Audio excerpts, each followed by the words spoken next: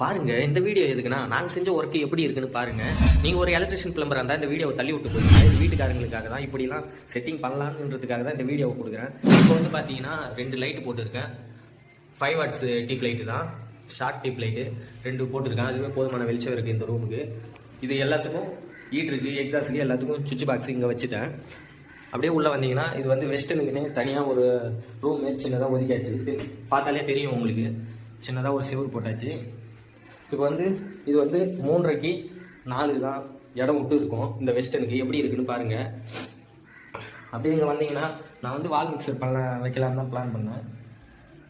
ஆனால் இங்கே வந்து அவங்க வீட்டுக்காரங்களே இந்தமாரி எனக்கு வச்சு கொடுப்பான்னு சொன்னாங்க. அதான் இந்த மாடலில் வச்சுட்டோம்.